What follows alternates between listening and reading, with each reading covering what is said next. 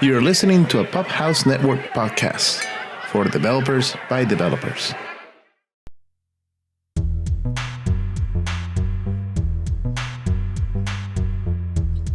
Hello and welcome to Stack Podcast, episode number 56, recording on February 18th, 2022. My name is Kito Man, and I'm your host, and I'm here with my co-hosts, Daniel Hinojosa. Hello, Danno. Hey there. Hi there. How's it going? Going okay. And excellent. Josh Janu. How you doing? I'm doing okay. Good. And Ian Lavitz, our other co-host, is not with us today, but I'm sure he'll be back at another time. So it's been like only a couple of weeks since our last episode. I should mention we have a special guest, which who I will introduce in a minute. So yeah, it's only been a couple of weeks. I don't really know much that's happened to me in the last couple of weeks, other than this is a personal thing, but it's frustrating. My school, my state has turned off or killed all the mask mandates on the school systems, and so my school just randomly, or my school district, just one day I was like, hey, by the way, no mask required anymore. No kid has to wear a mask in school. Which, I know it's become a politically charged issue, but my daughter is immunocompromised, so it's caused a lot of drama in our household. So that's a source of stress. But other than that, just normal fun work stuff. And there was a poll just a couple of days ago on state by state, like what do they think about mask mandates? Mostly everyone was okay with it. I mean, it's not the hardest thing in the world. Even Texas was like 72%. So it was fairly high. So yeah, fine. I don't want to get too into it, but I think people forget kids are very resilient. So, kids are resilient. Their parents? Yeah. Right. Or like grandma or grandpa. Yeah. Right. And this is a communicable disease, but that seems to be a hard concept for many. Well, I mean, in terms of wearing the mask, it's like they get used to it, and they're not walking around every day like questioning it. They're just used to doing it. Oh, you're talking about like mentally resilient, just like yes. I'm happy to do what you tell me. I love you. Yeah. Yeah, they get used to it after a while. So it's like I wish they had just waited a few more months and then they could do this next year when I wouldn't. Yeah, but you know what? When they're in their 20s, they're like, you know what? I really enjoyed wearing that mask. I think I'm just going to be a doctor. Like, hey, there you go. Right. Like, hey, this is all going to work out just fine. I like that. Yeah, that's right. Cool. Yeah. Probably the only other interesting thing is one of my clients, we built their mobile app, but their mobile app is actually, it's used Cordova, which is an old technology, but it basically wraps in an old Angular JS app, actually. But I hadn't touched that code in a while. And I got to play with it again, which was kind of fun, actually. And we're actually going to be working on their new mobile app, but we're actually going to use this thing called Capacitor, which is basically a replacement for Cordova, but it's from the folks at Ionic that do a lot of mobile stuff. All right. So it'll be interesting to play with that. Cool. Well, last 4 weeks I was doing a training academy for JUnit. And it was tough too, because I didn't know whether to go JUnit 5. I did. I was forceful with it. And on the JavaScript side, I was forceful with Jest, other than Mocha or Chai. So I had to make some like executive decisions. Yeah. There's a website called State of JS, and Jest is, I think, popular. And I leaned on the popular. Sometimes I don't, sometimes I do. But I can see that, actually. I'm still used to Mocha and Chai, but I have seen more of Jest recently. Did you look at what is it? What's that library that Ian was talking about last time, Josh? Cypress.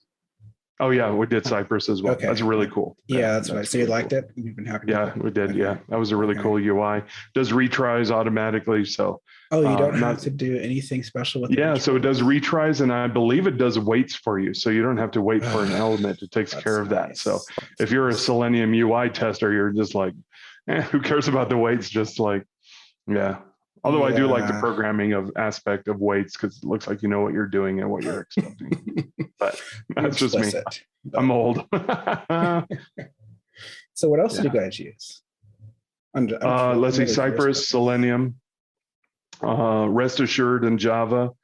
On the JavaScript side, some folks used Supertest to do API testing. We used JMeter for load testing, and try to do a Zap with Selenium for the security testing of a website. Oh, interesting. Okay. Yeah, so we're almost there, but I need to refine the class a little bit better. We were using Cucumber as well, so Cucumber plus Java and Selenium. So, Yeah, so that'll be got fun all to those. talk about. So we've got Seb Rose on what in the Oh yeah, we have Seb Rose coming on as Yeah. well. So that's going to talk be about really good. Cucumber. So yeah, cool. Yeah. So so next time I set up some testing stuff, which I probably will be doing in the next couple of months, Danno, I'll be picking your brain because whenever you get to pick a new stack, you gotta retool. So Yeah. so cool. Yeah, but that's So- why I missed the last podcast. But that was guess rough. that's I mean, it the wasn't rough. reason. I enjoyed it, but like 4 weeks, one pretty week intense, after the other, man, I was exhausted. Yeah. Yeah, because with training, normally you get a break after. I have like 3 days or 4 days at the most. And all of a Yeah. sudden I'm going 4 weeks straight. Yikes. Yeah, that's rough. Yeah. I'm glad to have you back. Thank you. So Josh, what you been up to? Just keeping pretty busy with work stuff. Actually, now that we're on JDK 11, Woohoo! basically upgrading. Oh, congratulations. Thank you. I'm finally in this decade. That's So, right. Yeah, upgrading lots of the applications and actually trying to do some Jakarta EE8 updates. And so then next after that, I'll obviously be updating to Jakarta EE9 once I'm there. So it's kind of exciting to be kind of moving forward and just doing lots of stuff with that for work. And then, of course, the home stuff, basketball season's still been going. And so lots of basketball games and whatnot. So Good. things are going well. Excellent. Yeah. Well, I'm glad you're able to upgrade. What app server do you guys use again? I'm using Pyara. Okay. Yeah. Okay. So Pyara supports. Is 11 the top of their support? Do they support anything newer than that?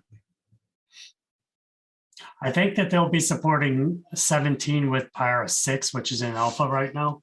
So you Okay. can download it, you can test it, you can use it, but not probably advisable in production at this point. Right. Right. Well, that's cool. Just getting Jakarta E stuff on JDK 11 is awesome. And It is. now you can use Final var everywhere.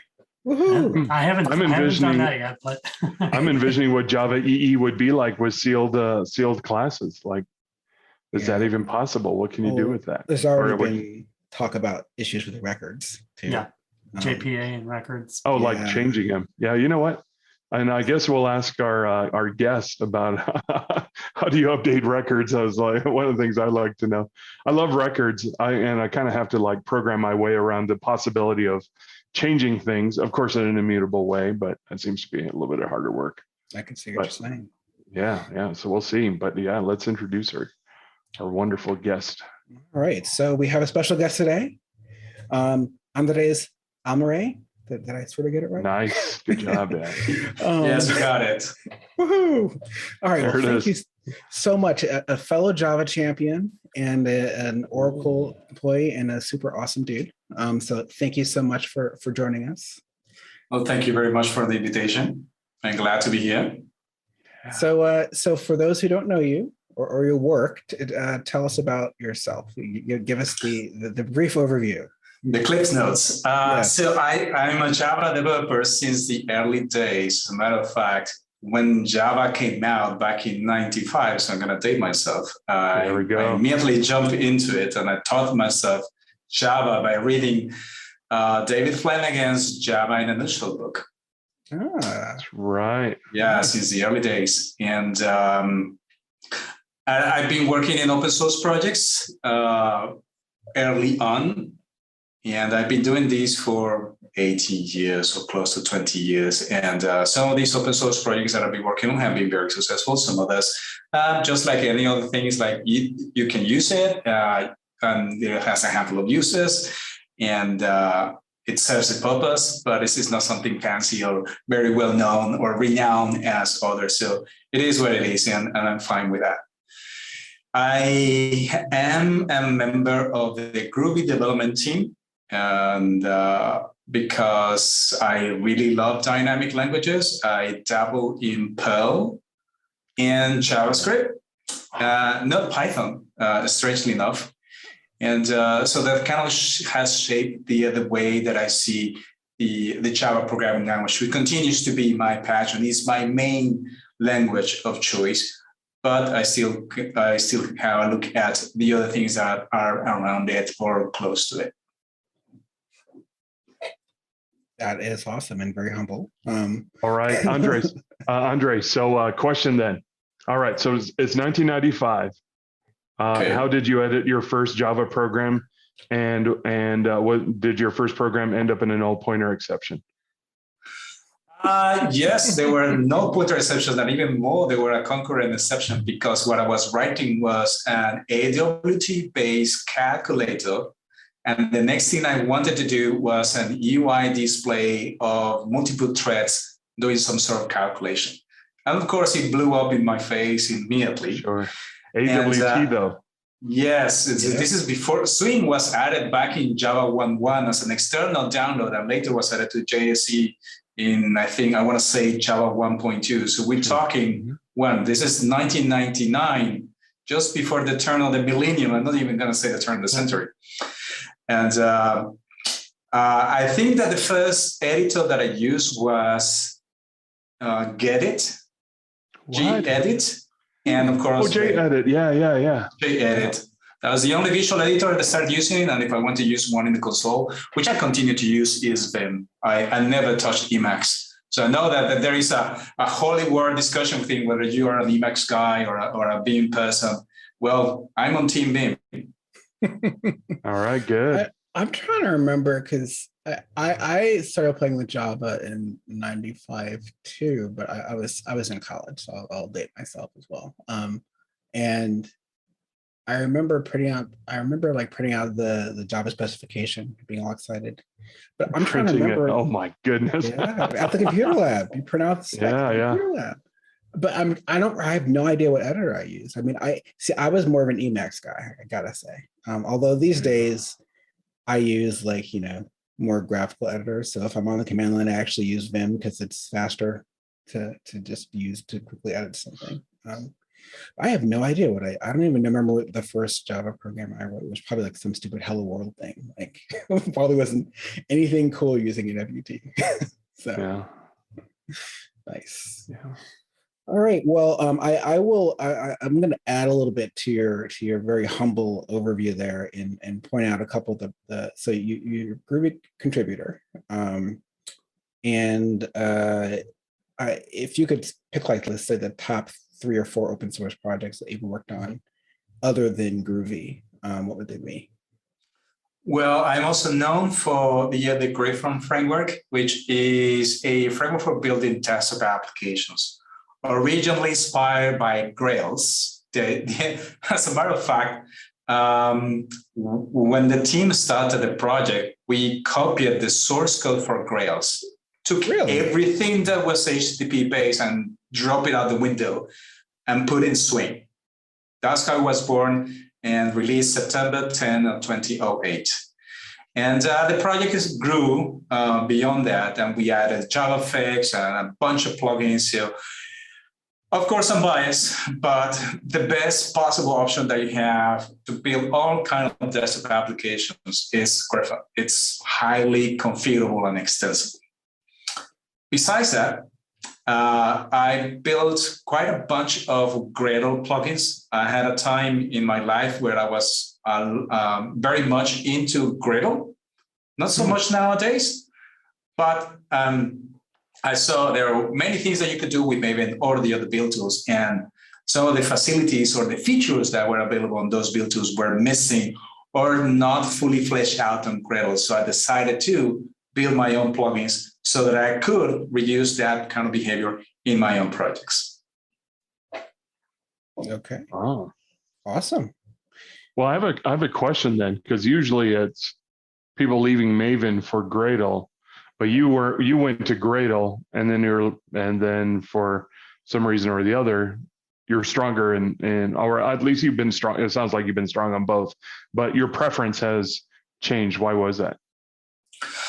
So for anything, I still use Gradle for 90% of my projects. I have not moved to Maven. The thing is that in the past, if I encounter a Maven project, I will actively try to migrate it to Gradle and leave Maven behind. Mm-hmm. That is part because I didn't understand Maven enough. I still learning a few things. It's an interesting kind of project.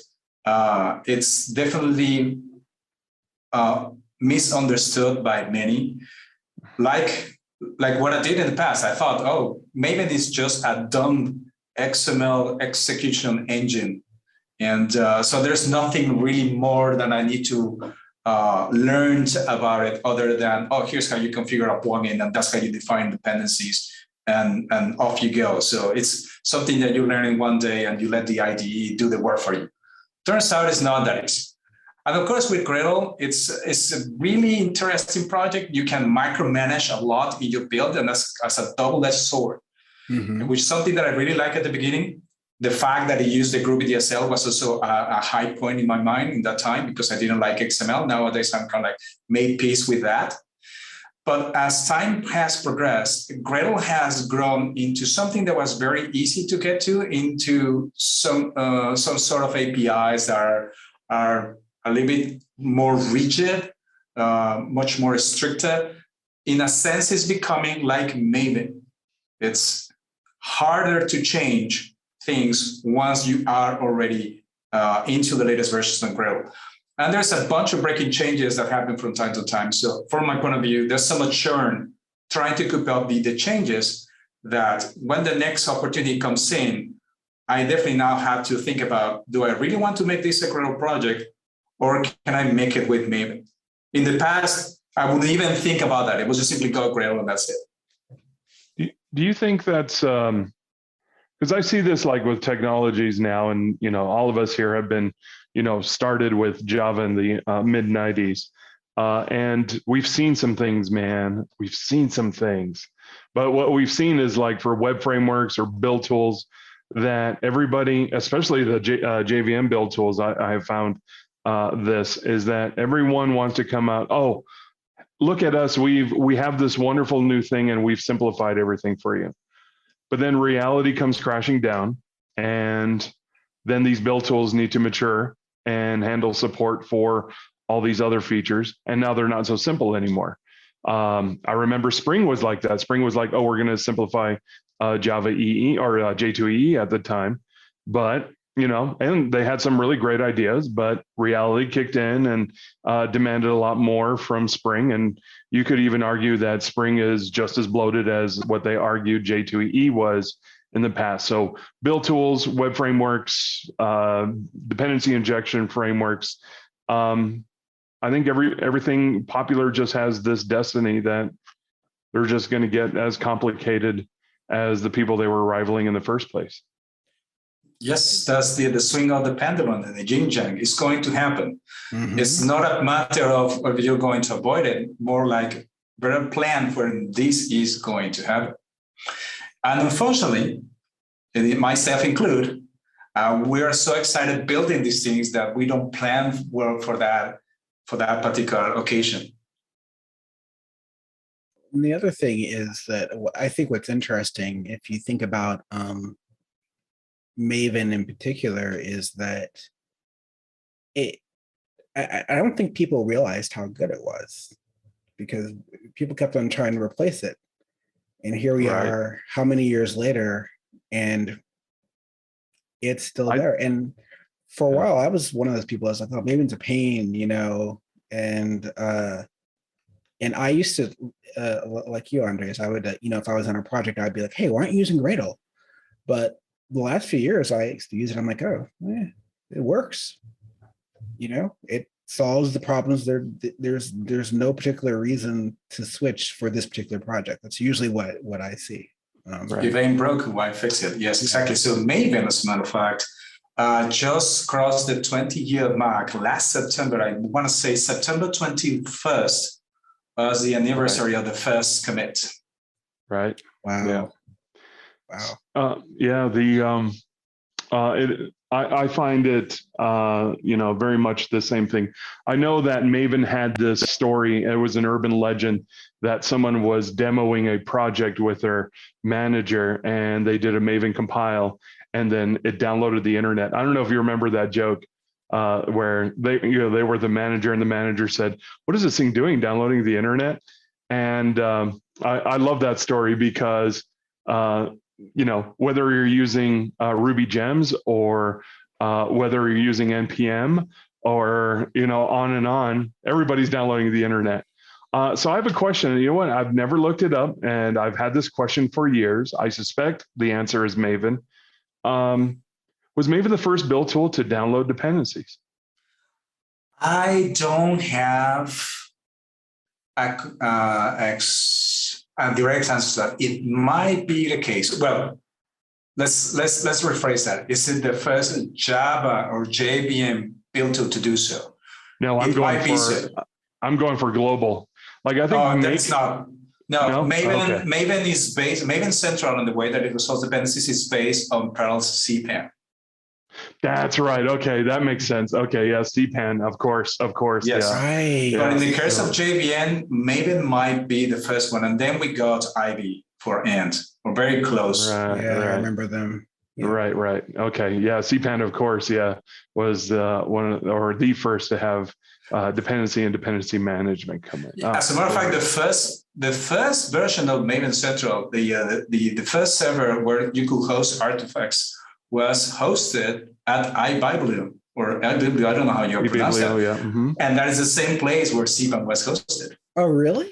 Oh, I remember that host name, but I had no idea that was the lineage. Yeah, and the reason why is because it was inspired by CPAN.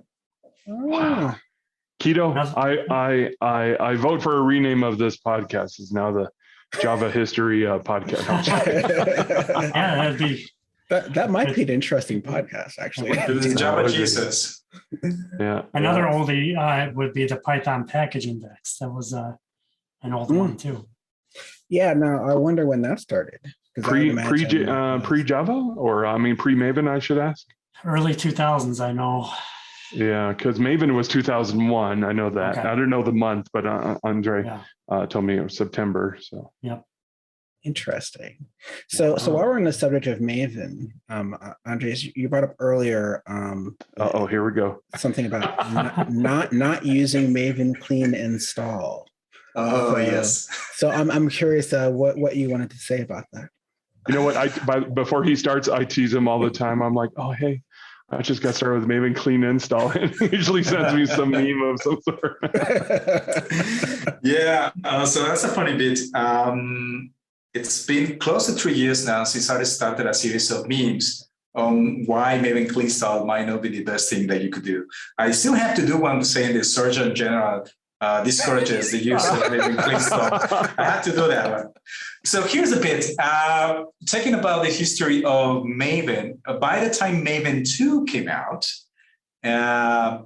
the set of plugins grew, and you could do much more complex builds. And that was the whole point. That was the thing that Maven will allow you to do. But the way that Maven was designed, it didn't have the concept of incremental builds, nor reproducible builds. People were not thinking about those things. Nowadays, it's something that people will say every single day. But back in the day, no one thought about that. So when you invoke a build, plugins will do the work all the time.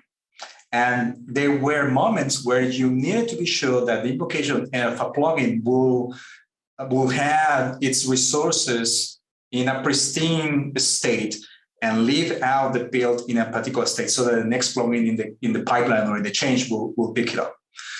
For this reason, we needed to invoke clean many times because we were not sure that the build was in the correct state. And the next thing is that Maven did not have support for multi-project builds as we know them today. There was a plugin known Reactor, a Maven Reactor plugin, which is the one that gave us multi-project support. Then comes Maven 3 around 2010 or so. And this is the time I already switched to Gradle, so I completely missed this one. I missed the boat on the new things. And when Gradle 3 came out, Maven 3 came out, the way that it was designed and the architecture, it would allow for incremental builds and reproducible builds in such a way that you didn't have to invoke clean all the time. And you will be able to reuse artifacts that were built within the same compilation session, which is known as the reactor. Again, the reason why we have this name reactor is because of the name of the plugin on Maven 2. It's not because, so why would you call this reactor if you are talking about multi-projects? I have no idea, but the name stuck. So, so nowadays, when you build on a multi-project build, there's no need to install dependencies for a sibling project to consume, say, dependencies.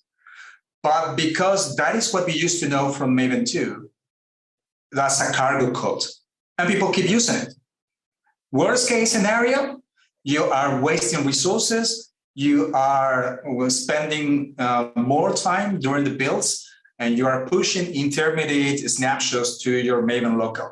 And sometimes that comes back and bite us in the behind, because sometimes a build breaks because we didn't push a snapshot, or it breaks because we didn't refresh the snapshot, or it's a new snapshot that we were not expecting. So if your build can use verify and skip clean, you're golden. But if you can't, maybe there's something wrong with the plugin. We know that there are well-known plugins such as the ER plugin back in the days of enterprise Java that you definitely have to go clean. There's no other way. It's still broken in that regard. The Maven developers, the contributors, are kind of like doing, they're promoting the idea of switch from Maven clean install to Maven verify. And if your build breaks, that's how we can identify that a plugin has not been updated to take advantage of the new features that were provided by Maven 3. I thought it was going to be another reason. I thought the reason was that there would be, and maybe there's going to be a penalty because right before verify, I believe, is integration test or package. I think a package comes before verify on the default lifecycle, if I remember correctly. That install, you're going to install to your local repository, and most of the time you don't even need that. Because you're just currently developing. And I thought you were avoiding that overhead. I didn't realize there was an actual other reason for that. As a matter of fact, install is the phase right after verify. So if you invoke verify, you're not missing anything in the sense of that behavior. Okay, you're skipping publishing artifacts to Maven local. That's where you are doing. Which is needless like 95% of the time. Yeah. Yes. There are cases where you need to have those artifacts. You may use some. I recently discovered a plugin called the Mock Repository Manager, which will expose the Reactor artifacts as if they were on a Maven repository, as if you had pushed them into Maven local. So your test cases that require downloading those artifacts from a repository will be able to do so. But if you do not use that plugin, and your test cases or something else requires downloading artifacts from a repository, then you must use install. All right. So there's this Twitter thing that was, tell me you're a Java programmer without telling me you're a Java programmer. And Twitter's just having fun with it. A lot of people were, and I found this odd. I was going to comment, but then I would come out like an a-hole. But a lot of these programmers were mentioning, I have to delete the .m2 folder to build my project. And I'm like, what? Like, why are you deleting all the dependencies? That just seems kind of brutal. And if you're managing like 10 or 12 different projects, man, you're really, really hurting yourself. And I guess this is a thing that people do. What? I don't know. It seems odd, but yeah, people were tweeting about that. And I thought that was the oddest thing. That reminds me of deleting the node modules folder, but usually that's local to the project. So it's not really that big of a deal. But right. M2. But even I don't like delete that unless I don't even know whether it's absolutely necessary. I do sometimes if I just want a clean start.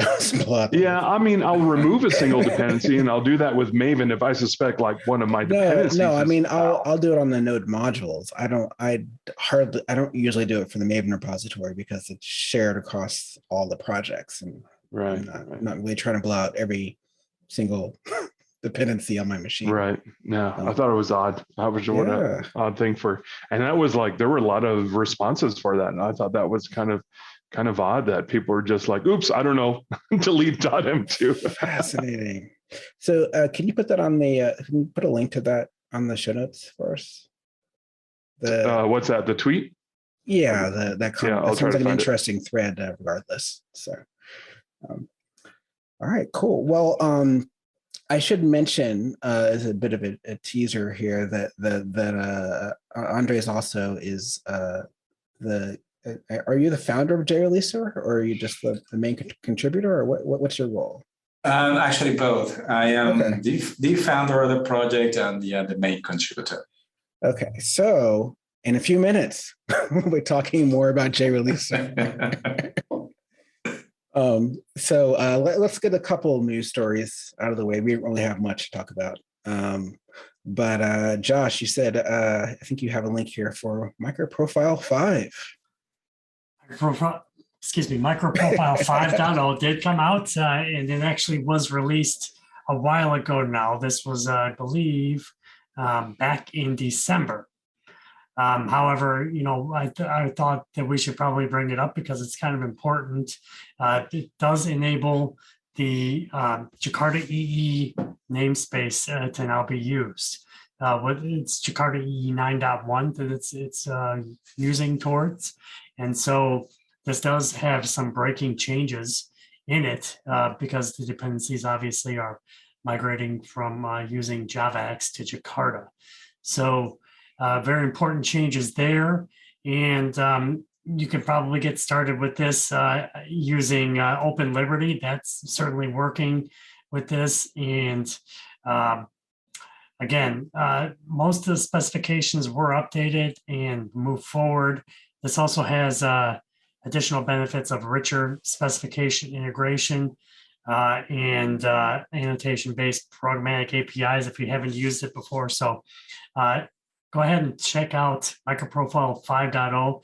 And if you are still using the older version, you might want to take a look at this and try and migrate some of your projects just to test it out, because you will have to use the new namespace.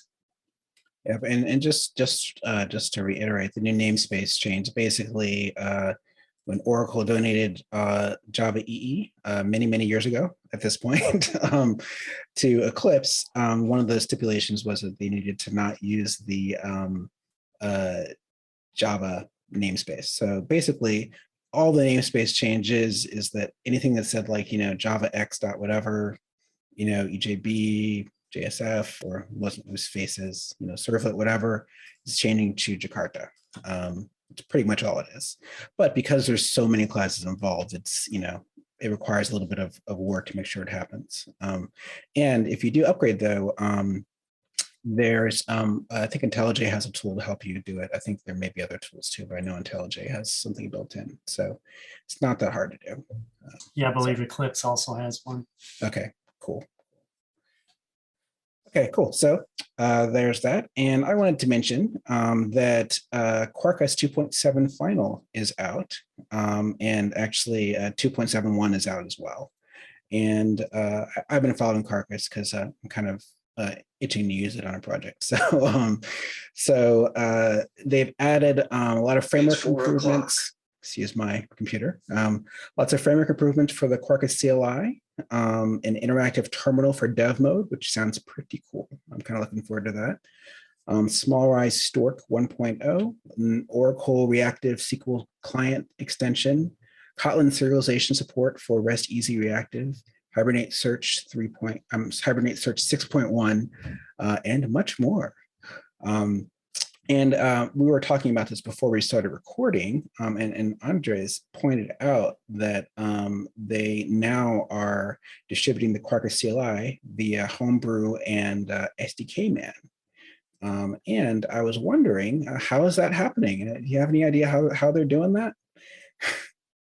Well, yes. So now coming back to the other topic, they're using JReleaser to publish the binary to different distribution channels. They are already tested. SDK Manual was the first, Homebrew is the second, and they're currently looking at Chocolate packages. For those who know, Chocolate is a platform packager that supports Windows.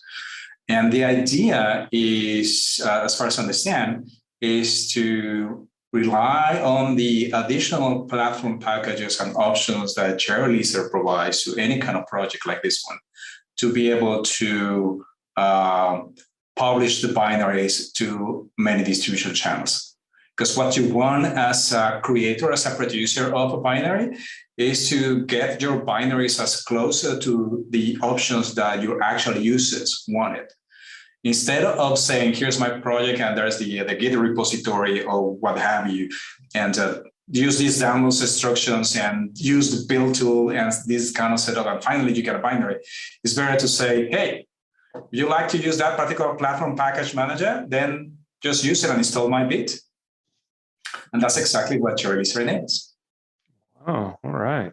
Very cool. We'll talk to you more about that in a minute. This is my teaser. All right, cool. And we've got another topic here about GraalVM 22 is out.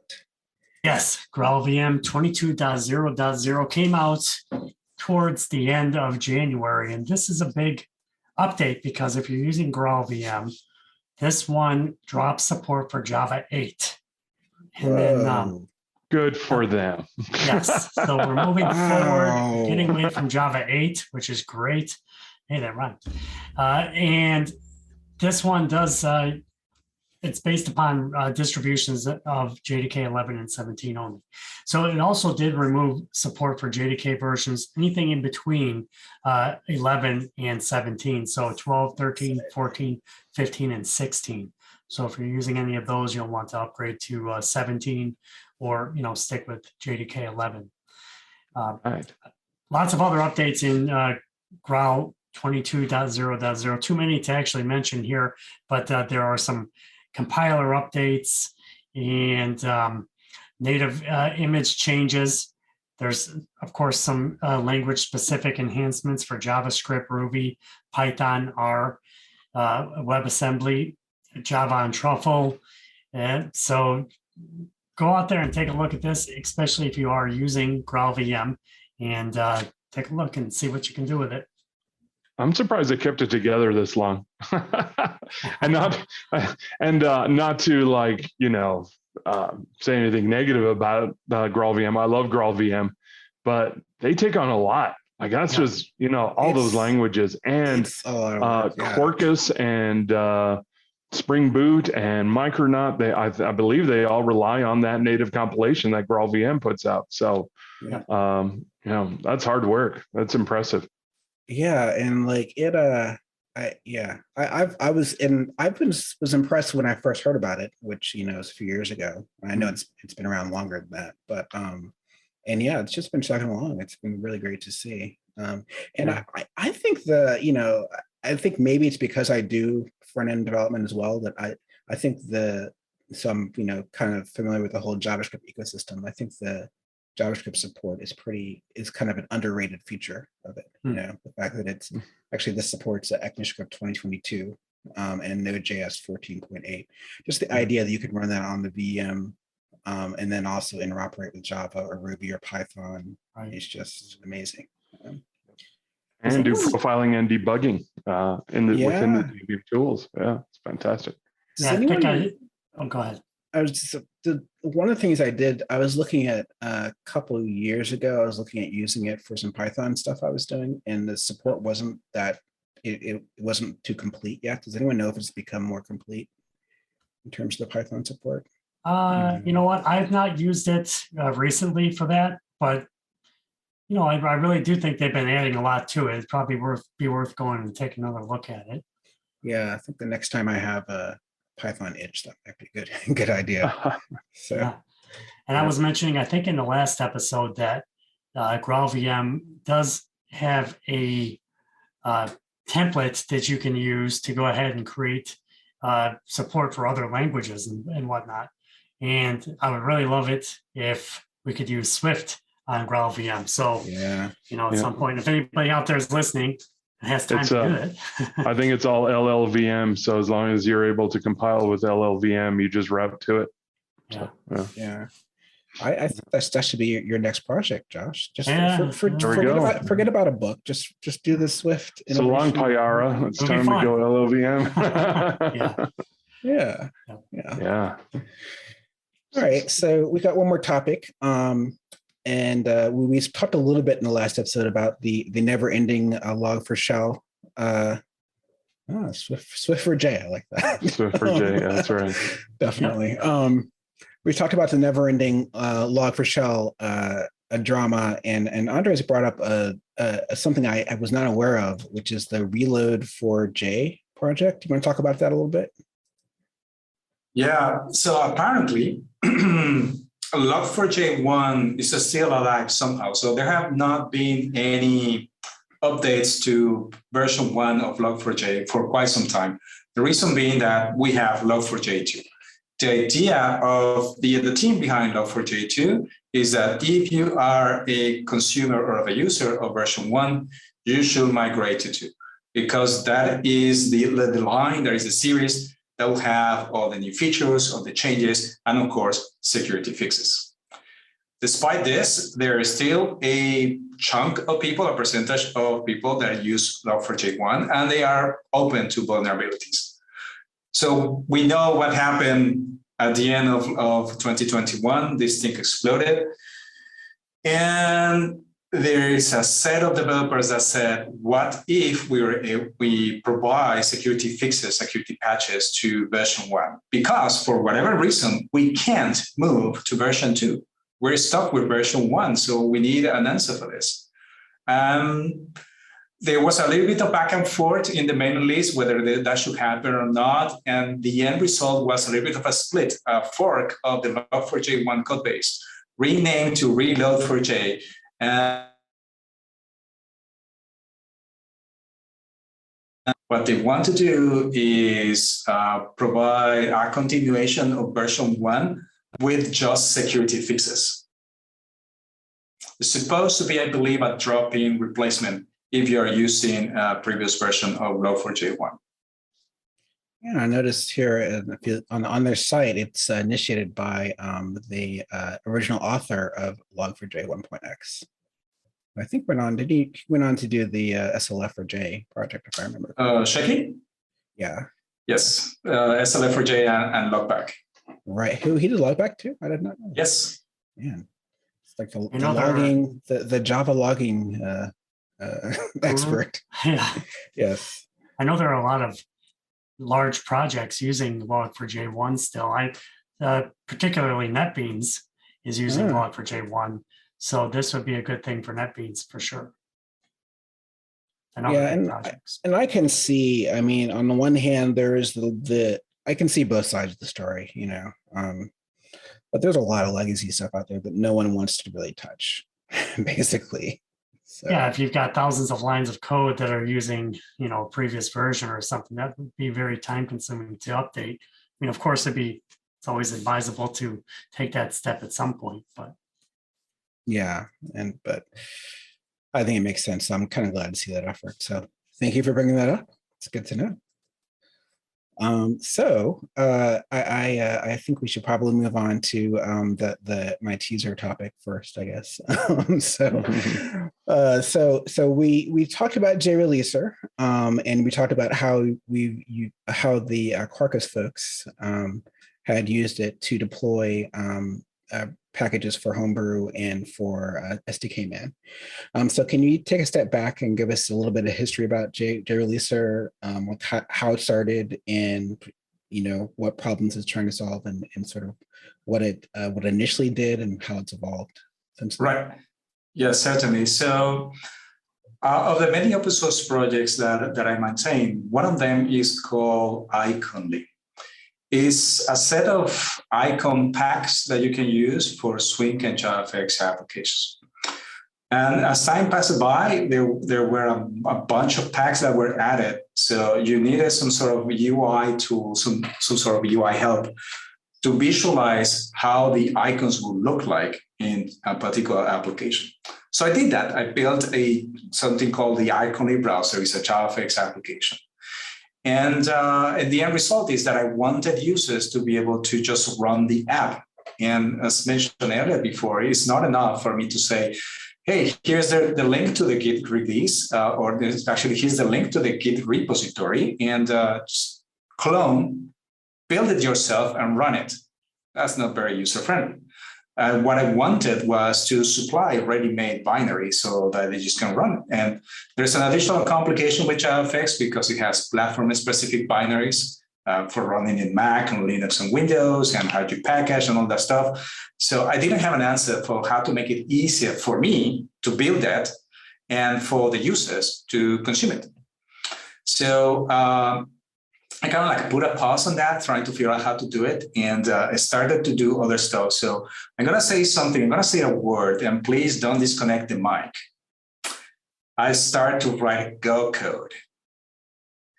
And I built a command line utility that lets you run a Gradle build or a Maven build by locating its current wrapper. If it's available in the project, it will use a wrapper. If not, it will use the proper tool. So why I did this? Because I built so many projects with Maven and Gradle at the same time that if I do Maven build, that will fail. And if I do Gradle install, that will also fail, because I was mismatching the goals and the tasks. So this Go base command utility is able to do the mapping within the two, and it's very easy for me to just switch between Maven and Gradle without thinking too much.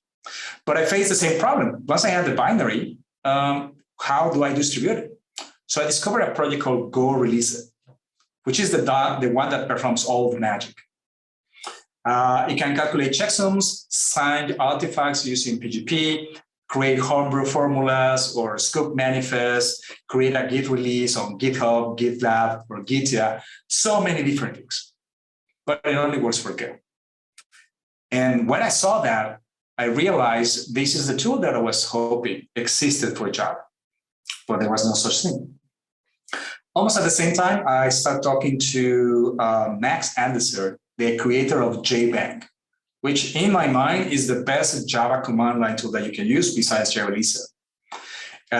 Think of JBang as JShell, but with dependencies, such that you can have a single Java source file with dependency definition. It's a self-contained Java script.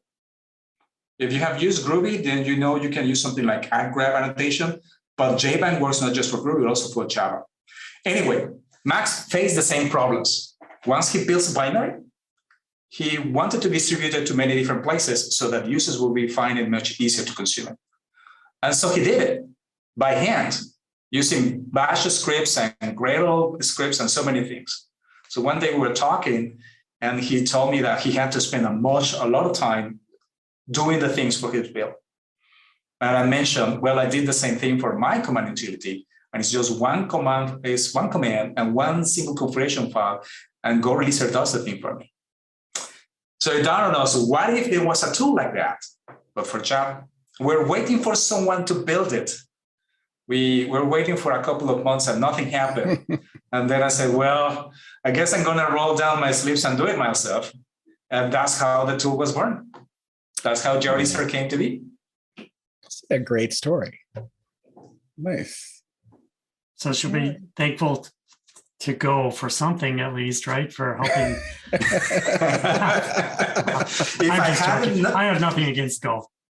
If I had not written a Go code before and discovered GoReleaser, very likely JReleaser would not exist. Nice. So Josh, this is your impetus for doing the Swift GraalVM integration. Yes. Yeah, very inspiring for sure. All right. So Andres, when was this? This when you happened started the sometime project? we started discussing the ideas in August 2020. And the first commit was pushed November 28 of 2020 as well. And the first release happened April 10 of 2021. Okay. Nice. So it's been almost a year. It's almost a year since the first release. And since the very early on, before we made our first release, we set up the build in such a way that we have this concept of rolling releases for early access. So every time we push to the main branch, there will be a new build and push into a Git repository. But the next build will consume the previous early access. So we are definitely dogfooding the project since the first days. And we have released more than 500 early access releases in this way in almost a year. Nice. So you initially supported Java, and what package managers did you support initially? So we started with Homebrew for Mac, and then we added support also for Linux. So something that I didn't know is that Homebrew formulas can work for both Mac and Linux. Scoop, which is kind of like Homebrew, but for Windows, and Snapcraft for Linux. And what else we added? And I think that early on, we also added SDK Man. So we started with those 4. And then we added a few more. So you can also create Docker images. One of the things that powers JReleaser is that many of these files that package managers require, such as a Homebrew formula or a Scoop manifest or a Docker file, can be created based on template files. So JReleaser will provide a default template for you, which is customizable using the information that you define in the model. Or you can supply your own custom templates. So that makes it very flexible. And then we kept adding more package managers. So there is Goldfish, which is built on Go and supports the 3 major platforms. Chocolati for Windows. JBang also has its own way for publishing jars and Java scripts. It's called JBang Catalog, which allows you to run pretty much any kind of the Java project. And what else we have? Mac ports for Mac. And in the pipeline, there is Winget for Windows, Flatpak, App Image, which, by the way, NetBeans uses. We based on the app image work done by Neil C. Smith for NetBeans. We're using the same thing for JReleaser. So there's the NetBeans connection. And there are a few others, if I'm not mistaken. You can also build RPMs using Fedora Copa. Nice. So the Docker thing is it's very intriguing because it's not just, because that gives you a whole other level, right? I'm assuming it goes to Docker Hub by default, or can you make it go somewhere else? It can go anywhere you want to. You can configure any Docker registry as long as you have the right credentials. Nice. Yeah. And here's sort of a technical question. So I'm always interested in template engines. It's just been a little thing I've been interested in for a long time. So what did you use for your templating engine? Like how are the templates built? What do you use to parse them, etc.? I use what appears to be the fastest implementation, the smallest, because it is self-contained, has no dependencies. Mustache Java from Samplara. Okay. So you can use Mustache templates anywhere where you can use Java if you use this particular implementation, and it's fast. Gotcha. Okay. And it looks like Go templating, which I find kind of ironic since that's where you started that. So it's bracket, not single bracket or any of the other templating that we're used to. It's very similar in that regard. Very, very cool. One of the things that I'm just rekindling my knowledge of it was I got stuck with trying to figure out how to create a Debian package because I wanted to use that to bake an AMI using HashiCorp's, I forgot what that product is called. But the one where they make an AMI based off a Debian package, and you could include that in to make your AMI. And I didn't even know your project was around, and it was. And I feel like, oh, I could have just not wasted so much time on trying to find something. I had to use some, and so it was an all right library. It was called JDeb to create a Debian package, but it wasn't upkept. It looks kind of abandoned, but still did its job. And I was pretty proud that I was able to get a Debian image. But you have like all Linux style images on here as well. So you have a Java application that you can create a Java package, an apt, and on and on, all the different kinds of ways that you could deploy to any kind of Linux repository. Yes. Specifically to the library that you mentioned, JDeb, I think that is the library used by both the Maven, is it called Maven Debian? There's some Maven plugin that can create Debian RPM packages. And Netflix has pushed out the Nebula. That's right. Yes, the OS packager uses JDeb as well. Now, this particular library creates a Debian package with just your production code, and you will define every dependency that is needed. JPackage on the other spectrum, which was added as a preview feature in JDK 14, originally known as JFX Packager, available since Java, I want to say Java 8. Was added as a concrete feature in JDK 16, so use it in 17, obviously. This one can also create Debian and RPM packages, but with the added benefit that it will bundle a Java runtime. So your project is a self-contained, your binary is self-contained. You don't require an external Java runtime to run it. It just comes in with it. It seems great, like a great idea, just in case you're running Bionic and it doesn't have like an older version of the JDK. That since that comes with it, everything is already on there and ready to go. Yeah.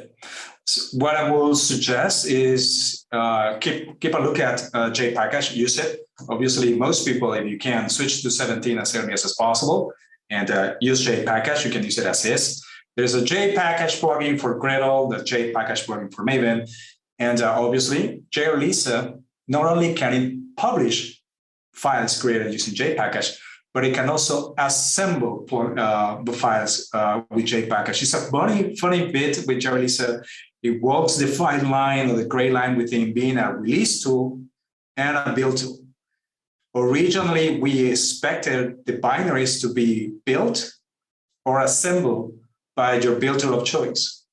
But later we added the option to assemble some of those binaries. So we can assemble JPackage. We can assemble JLink, which, by the way, I don't know if you didn't know. You can build cross-platform Java runtimes with JLink in one single node. You only have to tell JLink where to find the JDK for the other particular target.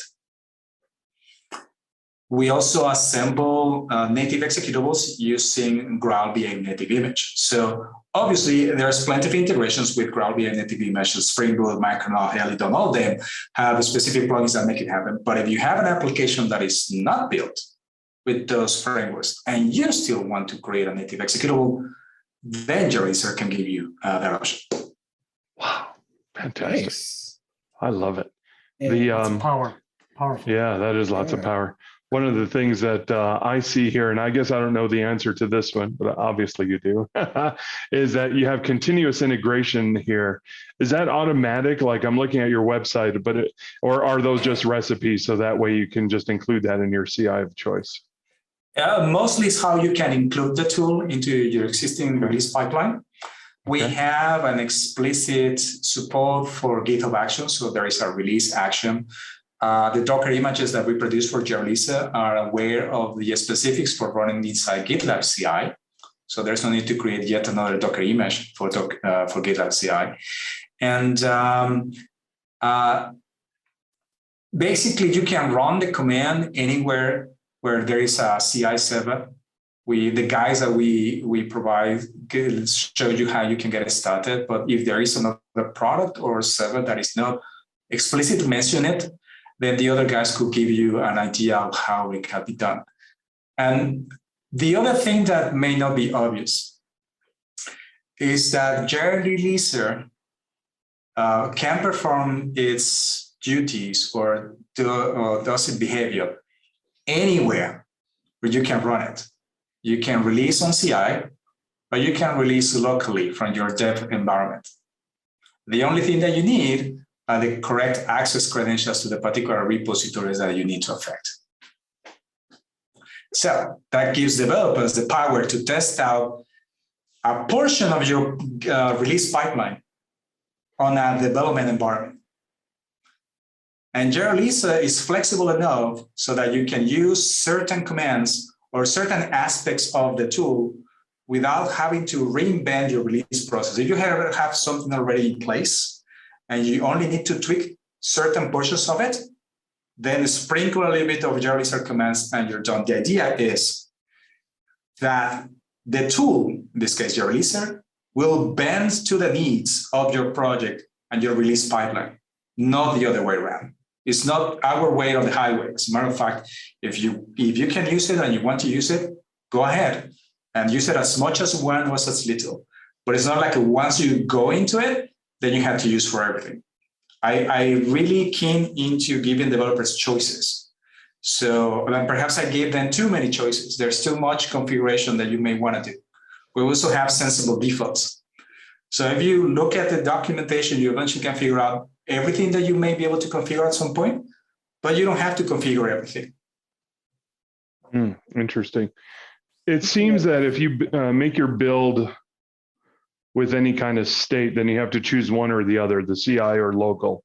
But everything is just script-based with no state that needs to be shared, so you could run it anywhere. Would that be correct? Okay. Yep. I noticed when you talk about choices, one of the things that jumps to me from looking at just the homepage is the configuration. Initially I see YAML, and I'm not a YAML fan. I've said it repeatedly. And the first thing you do, you show the YAML, and then you say, YAML is not your preferred format. You've got other formats like TOML, JSON, Maven DSL, and the Gradle DSL. And I'm like, yes. Yes. What do you mean, Kito? You don't like to get a ruler and just like put that on your monitor just to make sure things line up? What's wrong with you? That sounds fantastic. You should get a picture of Bruno next to your working place. But yes, one of the reasons we chose YAML is, because everyone knows that YAML exists and GoReleaser uses YAML. They only use one format, but recognize that developers don't really like to use that particular format. So we enable others, TOML and JSON for the external config file, and Maven DSL or Gradle DSL if you happen to use JReleaser as a Maven plugin or as a Gradle plugin. And here I'm very happy to say that TOML support and JSON support are provided by Jackson. And Jackson added TOML because we asked them. And JReleaser became the guinea pig of TOML support for Jackson. Really? Yes. That's kind of awesome. And it worked perfectly well on the first try. And we've been very, very happy with it. So if you look at the configuration documentation that in the website, every bit of configuration is displayed in the 5 different formats. So no matter which one you like, it will be very easy for you to figure out what you can do with the configuration. Nice. And I haven't actually used TOML before, but I'm looking at it now, and it looks so much better. Have you found a home, Kito? That's right. Honestly, I've thought a couple of times about writing my own markup language, but I was like, I don't know if that's really the best thing for me to be doing. All right, very cool, very cool. All right, sorry, go ahead. Yeah, I just had another question here. Can you tell us about what JReleaser does with Docker? Obviously, it creates a Docker image of your Java. Is there a prescribed Java image that it creates? Do you provide that yourself? Is it competing with Jib and things like that? Answer all those questions for me. Yeah, well, I think that Jib if I don't use it, but if I understand it, it just bypasses the Docker file and creates the container directly for you, isn't it?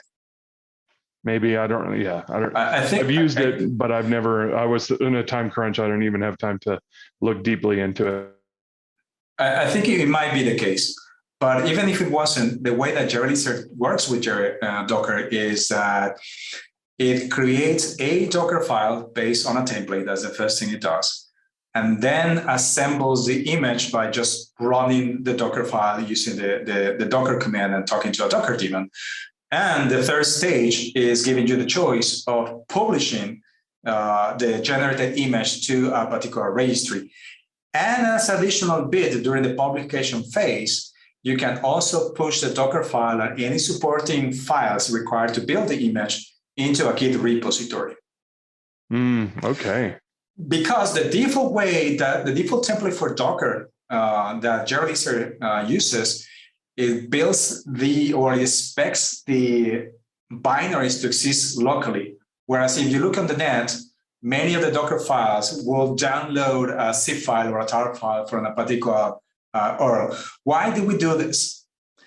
Because given that you can split the invocation of the JReleaser behavior, when you say JReleaser full release, this creates a Git release with uploaded assets and the changelog and checksums and signatures and whatnot, and also publishes any package managers that you may configure and announces the project. But if you want to break down the behavior into smaller chunks, then I can simply say, just do the release. I don't care platform packages. Or just do platform packages. I will expect a release to exist or consume the binaries from some other place. So because there is no guarantee that the binaries have been already published to a public location, then the Docker file assumes that you have the binaries locally. There is another template that you can choose and say, I know for a fact that the binaries exist in a remote location. Whether JReleaser published them or not is besides the point. But when I invoke this template, then it's possible to download the binaries from that given location, which is how normally we see Docker files. So once again, I'm giving you the choice. Do you want to consume binaries locally or do you want to consume remotely?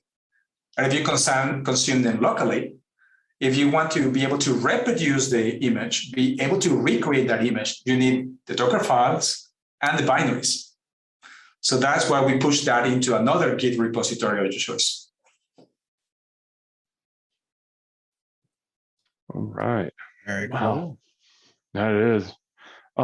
Credentials are stored outside as environment variables, just like mostly everything else. You can define many of the secrets as environmental variables, but also there is it will be, there's another file that you can configure. It will be the equivalent to Maven's settings.xml where you put your secrets. In this case, a config file inside the .jreleaser directory in your home user. And we support, Kito, you'll be very happy with this. We support 4 formats: properties, JSON, and TOML.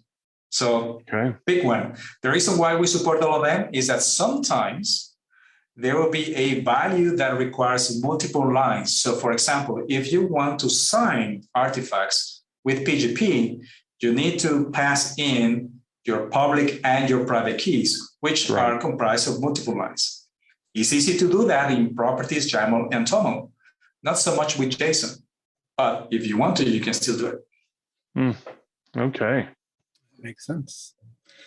Yeah, I've often thought that JSON makes a poor configuration format as well. So, I don't really have nothing against JSON for like a data transfer format, or interchange format, but configuration not so much. You know what? Anyway. We are all old enough that when we deployed our first EJBs, do you remember Java deployment descriptors? Oh yeah. We had to create a Java class. Yeah, we had to create a Java class. None of this YAML and all these kids use these days. Write some code. We wrote some code and we said, this is the way we're going to deploy this on a single box that cost $50,000 back in 1996. Yes, indeed. Wow. All right. Does anyone have any other? I think we could talk about JReleaser probably for another hour. Yeah. Well, I had a question on the public stuff. So like social media, what's supported there? So yeah. you create a project and you say, I'm going to release it and I'm going to be the most popular person in the world. Go tell everybody. And so what does JReleaser do for us as far as our public connection goes? Well, we have a Twitter account when we publish when we make a new release, and from time to time, I run a query on GitHub to find which projects are using JReleaser and which kind of configuration. Sometimes you find someone that is using the Kotlin DSL in Gradle. Then there's someone else using Maven, and now is a good time to also say, please don't disconnect the mic. I'm going to talk about Rust. You can release Rust binaries with JReleaser, and we have discovered a handful of projects that use it. So you keep using Cargo and everything else, you the same Rust toolchain to build everything. Once you build the binaries, that's the advantage of disconnecting the release tool from the build tool. So whichever way you decide to build the binaries, and it doesn't matter if they're Python, Perl, what have you, Rust, again, once you have those binaries and then once you have the right distribution size of files, then you can continue doing the release process with JReleaser. So we announce those things in GitHub, and there are a few people that are actively looking at projects that might benefit from using JReleaser. And what else we have in social media? We don't have yet a discourse channel, though some people have asked for it. Mm-hmm. There's a series of blog posts, of course. You can find also announcements of JReleaser on Fuji. And InfoQ has picked up the news since the first release. But other than that, so far, the project is spreading us with word of mouth. Wow. But also, when you do a JReleaser release, it can actually like publish to Twitter or social networks too, right? So tell us about to a lot of places. So Twitter is perhaps the low-hanging fruit, but we can also publish to Slack and emails. We can create blog posts if you want to. I mean, this is just a regular template and then push it to a Git repository. Any kind of incoming webhook as well. There is Mastodon and Mattermost if you want to go into privacy. What else we have? We have Gita as well. Microsoft Teams, because why not? And a few others. TikTok. Did you look at video of the release? That would be odd. What is going on here? You still support that version. RSS doesn't support TikTok, damn it. But I'm assuming, I'm assuming it does your continuous integration too. So it tags and probably tags with keys. Git annotated tags, I think is what they're called, with the keys, and does all that so you don't have to as well. So, well. No, it just creates a simple tag, and it also gives you the choice of not creating the tag if you have created somewhere using some of the tools. So again, it's very flexible. Okay. All right. Excellent.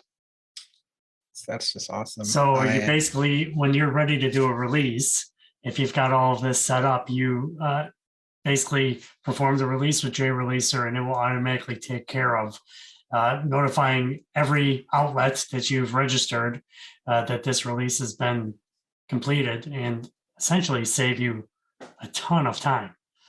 Yes.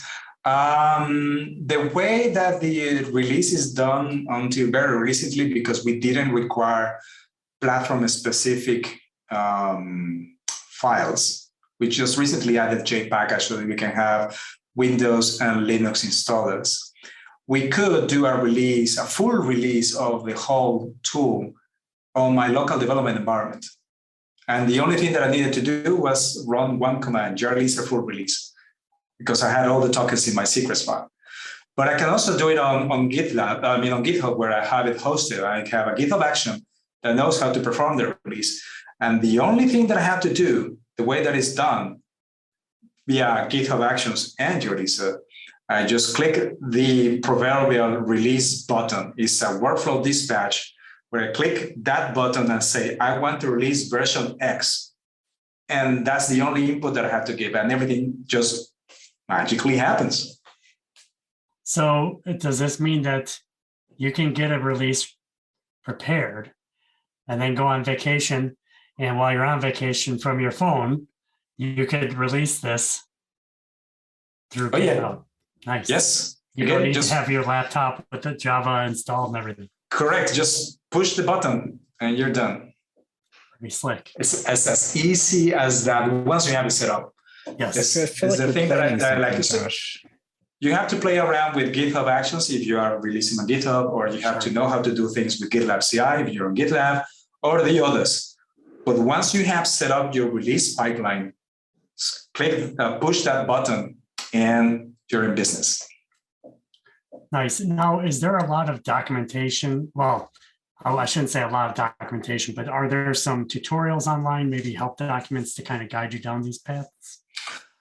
Some of the blog posts, but also the documentation has link on specific examples.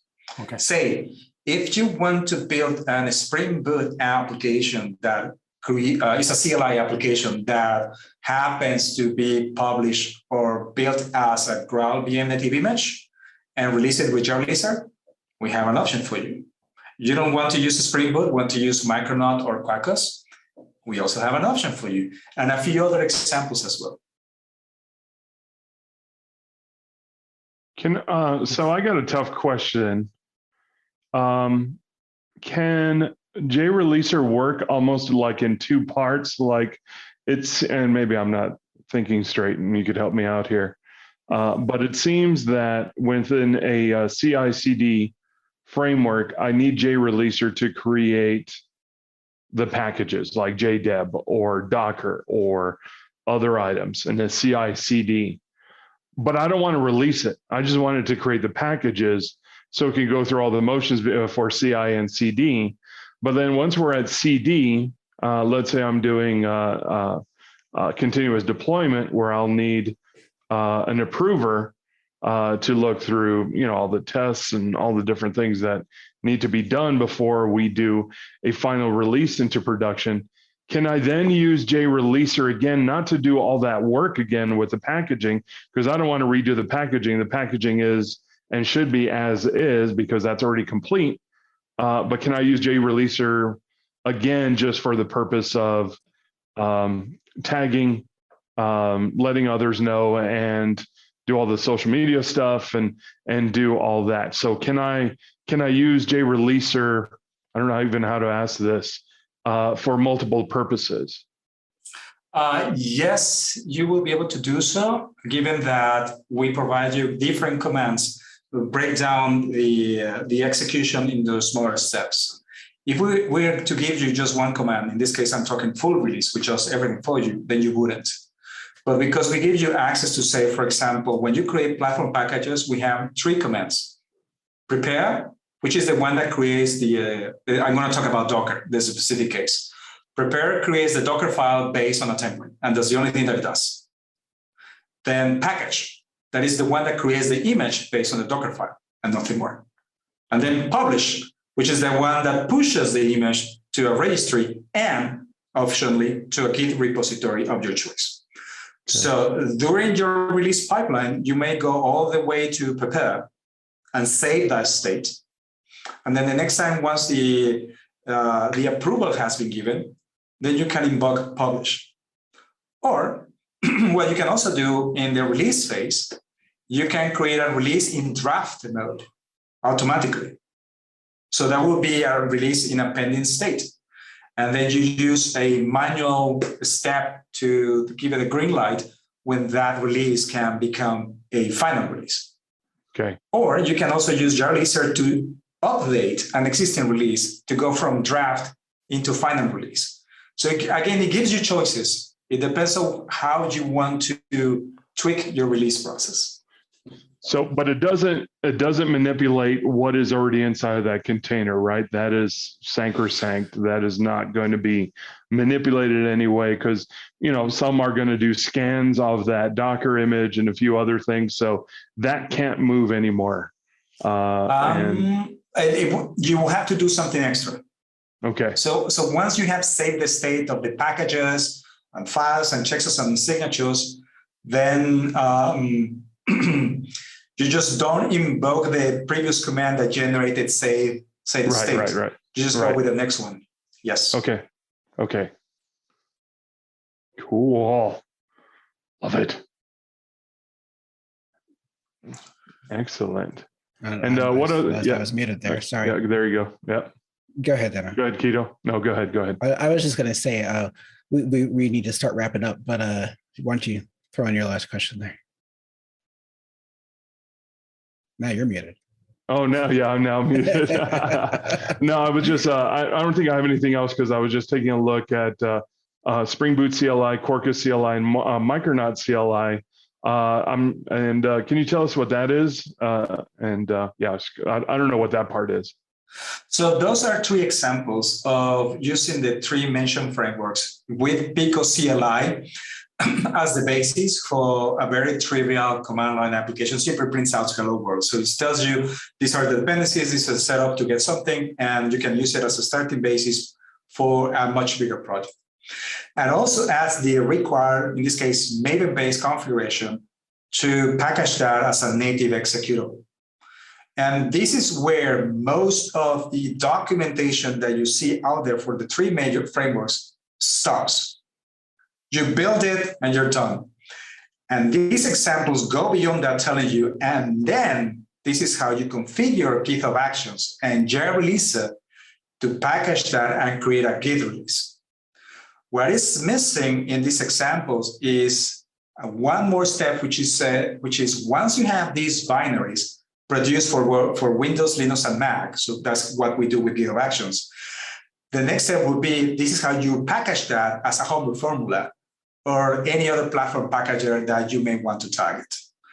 But given that it already gives you the blueprints with Maven and JReleaser Github actions, adding packager support is a matter of reading the documentation of JReleaser and then updating the particular DSL of your choice. Okay. I'm super excited. This is going to be great. Yeah, me too. I think this is going to be one of those tools that's just going to be mainstay. Just, you're going to have to know this as a Java developer, or even more, any other kind of JVM developer. Just does so much for you. Yeah, I certainly hope so.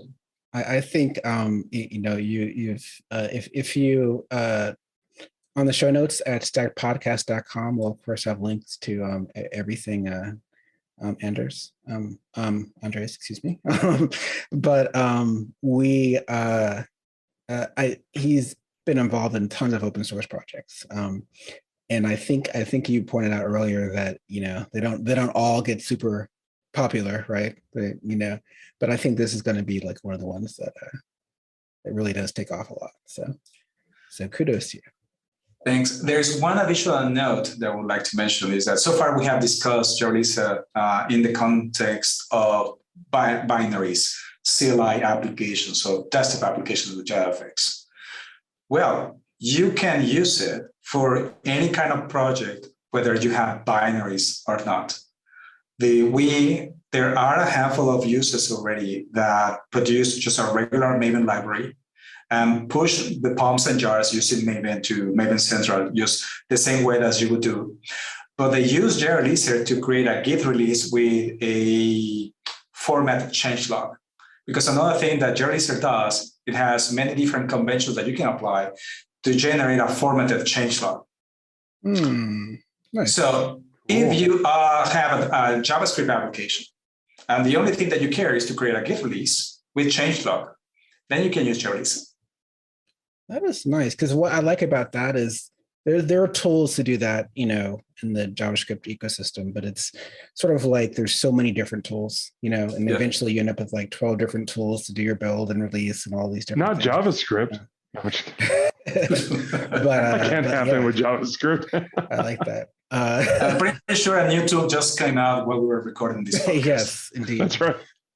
One of the things I'll be looking at is integration with Bitbucket, because that's what we use internally. Yeah. So I think if we start using this for any internal projects, then there might be something to look at. There's one catch with Bitbucket.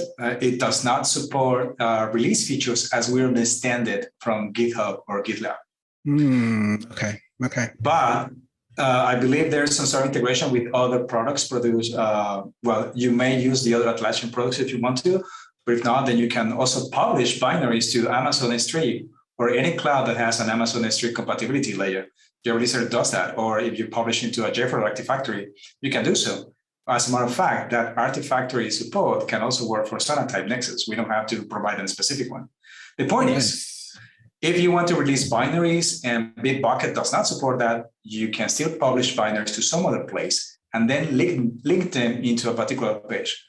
Because of this, we still haven't figured out what will be the native way or the most common way to do releases with the Bitbucket or Atlassian stack. We have not provided a solution for that, but we have it in the roadmap. Very nice. All Good right. to know. Do you have it seems like for the build tools, you don't have this tied to any kind of phase or any kind of automation. So in other words, you're not binding it directly to Maven deploy. Is that by design? Like, is there a recommendation of don't do that to manually say, look, I want to do a JReleaser right now, but not apply it to any life cycle? Is that Yes, that is by design. In Maven parlance, you typically bind a plugin goal to a particular lifecycle phase, so that when you say deploy, in this case, the plugin gets invoked automatically. I decided against it because I don't want deployment or releases to be always available, given that you need to read certain configuration and validation. That takes time when the only thing that you want to do is compile classes. So I prefer, if you use profiles or some other way, to bind JReleaser to the particular phase of what you want to. So this is the time when we come back to that Maven discussion. You have to be aware of what profiles are and the way that you can mix and match plugin goals and the other things, so that you can have a faster, more performant build in the way that you want it or the way that you need it. Mm-hmm. Yep, so that makes sense. All right. Well, thank you. This has been an amazing podcast. Yeah, this is great. Indeed. And you got Danno to talk more than like any other podcast. I know, yeah. So we thank you for joining us. I've got to wrap up because like I normally don't have a hard stop, but I actually do this time. So I just want to mention a couple other podcasts in the Pubhouse Network. There is the Breaking Into Open Source podcast. I don't think they've had a recent one. Have you guys, Josh? But about a year actually, so we need to get on that. Yeah, you do. Usually you do that and your Swift stuff, man. You need to stop. That's actually what I was planning on doing for the next Breaking Into Open Source. So. Ah, nice. Okay, yeah. Cool. There's also the OffHeap podcast and the Java Pubhouse. So a great sister podcast for us. So check those out. You can find them all at pubhouse.net. And you can find us at stackpodcast.com as well. And just want to mention a few events coming up. Java Day Istanbul is actually going to be in person, May 27th to 28th, of course, in Istanbul, Turkey, 2022. Jakarta Tech Days are all year and virtual. So there's a link in the show notes. Just check them out. There's just like one talk every month or so. DevNexus 2022, April 11th through 13th in Atlanta, Georgia, in the US. Either of you guys going to be there? I'll be there. Mm-hmm. All right. Looking forward to it. Awesome. Yeah, I am too. Freddie and Bob will be there. Nice. Yes, I unfortunately did not get accepted. So. Oh no. I think they do like every other year with me. But I was in there. I'll break some kneecaps for you. Yes, I did. I think it's also because I did jconf.dev, which ended up being virtual, but was supposed to be right. supposed to be in person. But anyways, I hope you guys enjoy it. You got to tell me how it is because it's been so long. I'm just really curious. So maybe after in our April show, we can talk about DevNexus. I'd love to hear how it went. Definitely. JFokus, are you going to that one, Andres? Yes, I'll be at JFokus.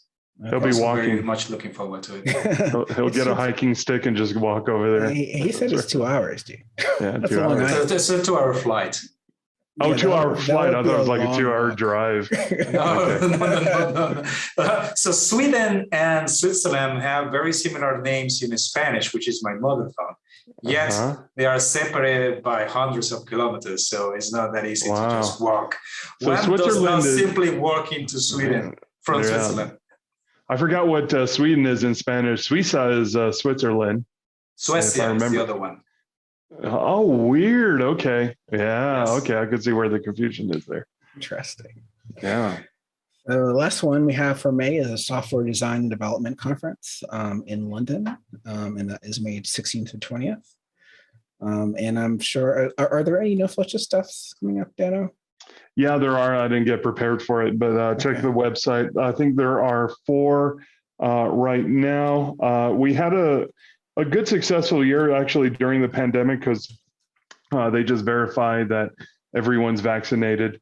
We can't speak for like the rest of the venue or the rest of the hotel, but at least within that area, everybody has to be vaccinated. That made me feel safer, made me feel good, and I really enjoyed the 2 big sessions that they had last year. So they're going to try some roadshow type of venues this year. I don't think I'm going to be in any one of them just because I ended up busy with a few things, but I should be joining that roadshow hopefully soon. All right, very cool. All right, well, I think that does it for another exciting episode of the Stacked Podcast. Thank you, Andres, for joining us. This is like really insightful, and I think we should have you back, at some point. We can see how things have gone in the last several months or last year since we discussed the joy. It'll be too popular for us. Too cool. Thank you very much for having me, and we can certainly go back and do another episode on reminiscing of what was Java back in '95. Yes, that would be a good one. Oh my gosh, that would be so great. Yes, I can think of lots of things. Bunch of gray beards reminiscing. Yes, indeed. All right. Well, thanks everyone for joining us. And we will see you probably in a month.